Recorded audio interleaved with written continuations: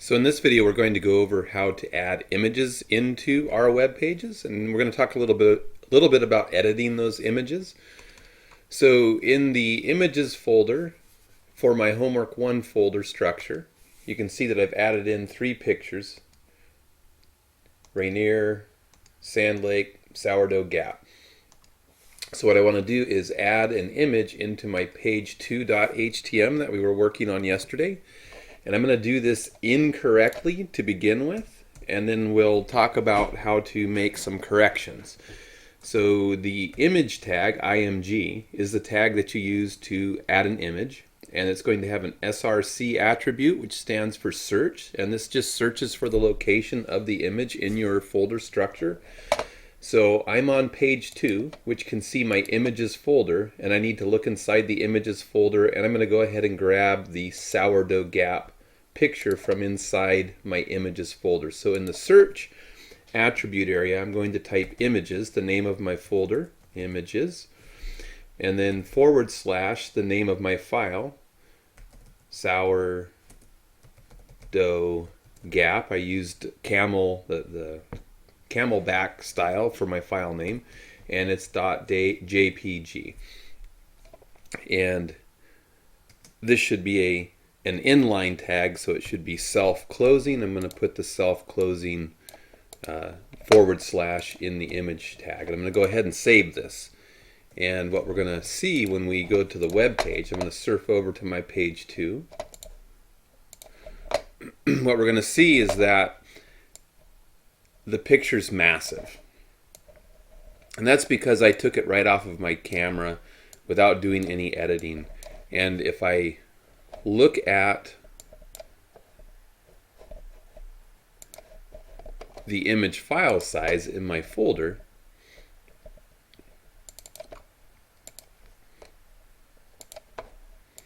if I look down here, I can see that the picture is 4032 pixels wide. It's 4032 pixels wide by 3024 pixels high. And if I look at my screen resolution on my computer, my screen resolution is set to 1366 pixels wide by 768 pixels high. So this picture that I put into my web page is wider and higher than what my computer screen is able to display. And that's why it shows up in the browser as very large. So what we need to do is work to constrain the picture size a little bit. And what I want to do is take this 4032. Well, before I edit the picture, let's go in and try to validate the code. We're also going to see that the code isn't going to validate. So I added an image into my page 2. I'm going to open that and hit revalidate, and I should find a couple of errors. So let's see what those are. So required attribute alt not specified, and I'm also seeing here it says image can't be here, and that's because image is an inline tag. It has to be inside of a block level element.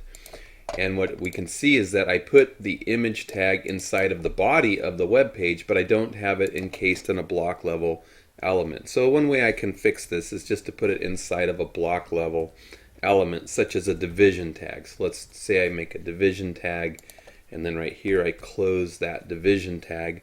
That should fix the error that I got by trying to put an inline element inside the body of a web page without having it encased in a block level element. And the alt tag, alt equals, the alt tag is alternative text. It's where you describe the picture. So here I might say this is sourdough,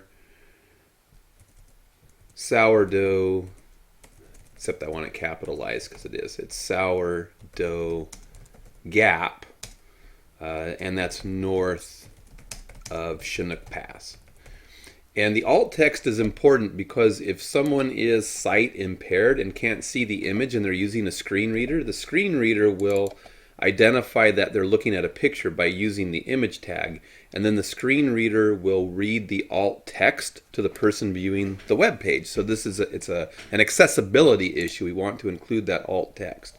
So if I just make that change, I go Control Save and re-upload my file into the validator, page2.html, and revalidate it,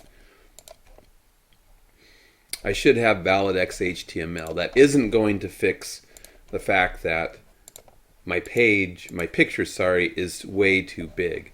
So what I want to do is look at the size of this picture. I said it's 4032 by pixels wide by 3024 high. So if I just go in and do a little math, and I say that I have a 4032 pixel wide picture, and I take the ratio of the width to the height, for example. So there's the ratio of width to height, 3024 pixels high. Let's say I want to scale that picture down so that it's only 600 pixels wide. Well, what I need to do is maintain the aspect ratio of the picture, so I have to shrink it in the same way. So if I set up a ratio, original width to original height equals the new width I want, 600 pixels wide. My screen is 1024 pixels wide, so that will fit nicely in my screen. And then I just put a variable here, it'll be y pixels high. And I solved this, right? So just solving a simple ratio, I would get 600 times the 3024, and it would be divided by the 4032 just by algebraic manipulation. And if you pop this calculation into a calculator, it's going to come out to be 450 pixels, and that's a height. So what I can do is then go into, let's discard that. I can go into Sublime here, and I can add a height and width attribute to my image. So here I go height equals, and I wanted, the height was 450, and I have to do px for pixels. If I don't include the px, it won't validate. And then the width is going to be, I said I wanted it 600 pixels wide, and I can do Control Save, and refresh my page, and now I have a 600 pixel by 450 pixel wide picture. Of course, the issue is I haven't actually changed the size of the file. I've just taken this big file and told it to display in a smaller box. So the picture that I have for Sourdough Gap, even though I've compressed it into a small box, is still has a large file size. You can see it's 4.88 megabytes. And so the other issue is if somebody visits your web page, the browser, the computer actually has to download all of that data, 4.88 megabytes of data, and that's going to could cause the page to load slowly, and it puts a strain on the system because you're downloading this large file and only displaying it in a small space. So there's a couple of things that you can do to decrease the file size and still have it display the way that you wanted. So the first thing I could do is I could go in, take my sourdoughgap.jpg, and I can open it with my editor, my graphics editor. So here I'm using paint.net, and one simple thing that I could do is just make it the size that I want it, right? So I could go into image and resize, and I could say, as long as I do maintain aspect ratio, I can type whatever width I want. So if I want 600 pixels wide by 450 pixels tall, I can hit OK. And then I can save this. I can go File, Save As, and let's call this Sourdough Gap version 2 because I've edited it, and save it. And if I do that, my Sourdough Gap version 2 shows up here. It's only 600 by 450 pixels, and it's 139 kilobytes, or 139,000 bytes, instead of the original size, which was 4.88 megabytes, or 4.88 million bytes. So the file size has been greatly reduced. The only rub on doing it this way is the picture's going to look good when it's 600 by 450, but if I scroll in on it, you'll see that it pixelates very quickly, so it wouldn't be good for printing. And if I tried to display in a wider width than the 600, the picture quality is going to deteriorate on the web page. So it might not be the best way to edit the picture. So another possibility would be to take the picture and open it in my image editing software. So open with, I'm using paint.net, and do something like this. Say, okay, I know that my, what's the typical screen resolution that a user is going to be using? Right? Mine's set to 1366. So maybe I want to allow for a picture that can take up the user's entire screen and still look good without pixelating. So maybe I'll take this image that's 4,000 pixels wide, and maybe I'll still resize it. So maybe image resize. And then maybe I'll maybe I'll just do it to 2,000 pixels.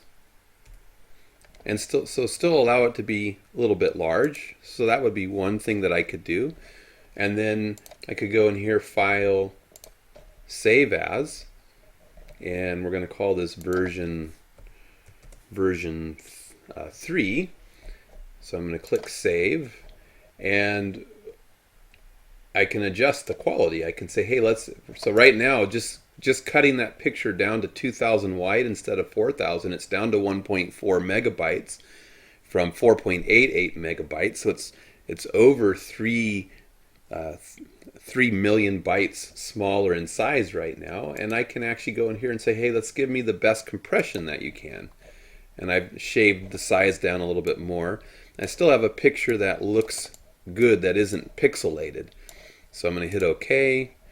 And my version 3 picture now here is only 2,000 wide and much smaller in file size. So those are some considerations you want to take. So in terms of the homework, I typically am going to expect you to, in your folder when you submit a homework assignment, include the original photograph that you took, and then include the edited version, because it will be the edited version of the picture that I want to see displaying on the web page. So I'm going to go into Sublime, and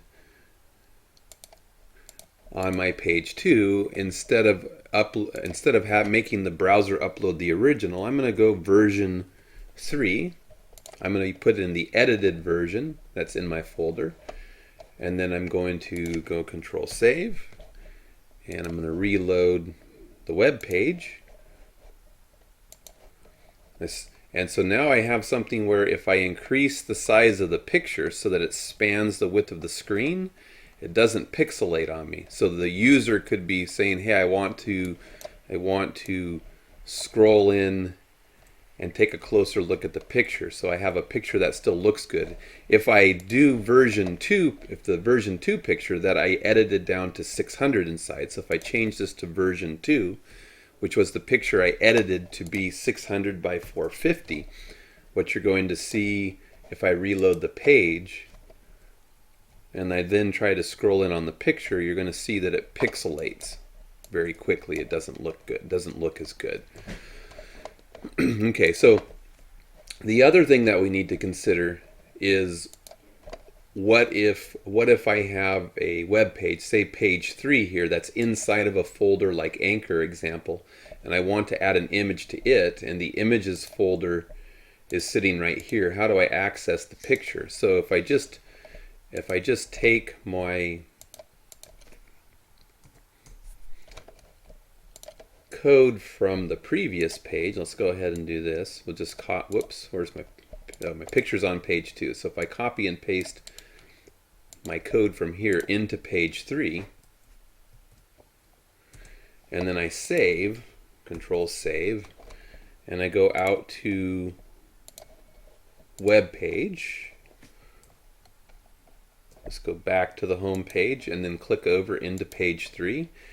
You'll see that the picture doesn't show up because the web browser can't find the picture, but look, that alt text is what the browser is displaying. He said I couldn't find the picture, so there is a picture there, so I'm going to display the alt text instead. And the issue is similar to the one that we were running into yesterday when we made links. Here we have a web page, page 3, that's inside of the anchor example folder, and it can't see an image that's inside of the images folder. So what I need to do is tell the browser to back up a folder level, so back up out of the anchor page folder, and then look for the images folder and look for this picture that's inside of that images folder. So I'm going to go Control Save and try to display my version 3 picture. And now, because I am telling the browser to back up a level before looking for the images folder, the browser is able to find the picture and display it and doesn't need to display that alt text.